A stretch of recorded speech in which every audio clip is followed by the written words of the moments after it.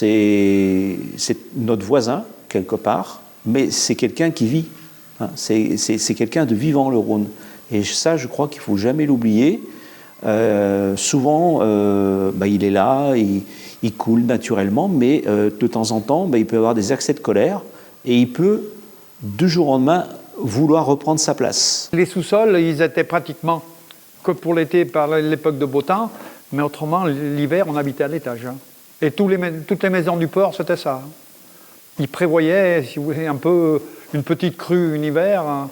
Quand le Rhône arrivait sur la place, que tout était inondé, il faisait monter la grand-mère, les poules et les chèvres au dernier étage. Ils avaient mis une poulie et on alimentait bêtes et gens. Avec la poulie, on mettait dans le panier et ils étaient là pendant l'inondation. La grand-mère n'était pas valide, les animaux, il fallait les nourrir. Et moi, j'avais trouvé assez fascinant cette façon de se comporter. Mais ils vivaient avec ça et ils n'auraient pas déménagé pour l'heure du monde. Où les traversées embarquent de façon à ce qu'ils ne se mouillent pas les pieds pour partir au travail ou aller voir le médecin ou faire même seulement des courses pour... voilà. 83, on a eu très peur parce que le Rhône montait tellement que la digue au niveau de la Laune, la digue, il manquait 10 cm pour que ça saute au-dessus.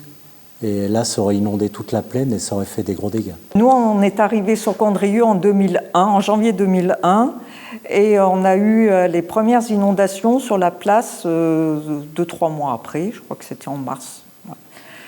Et donc là, on a évacué les voitures déjà la nuit. Enfin, on a réveillé tout le quartier pour sortir les voitures parce que comme c'est une place en cul-de-sac, il n'y avait qu'un accès qui était plus accessible.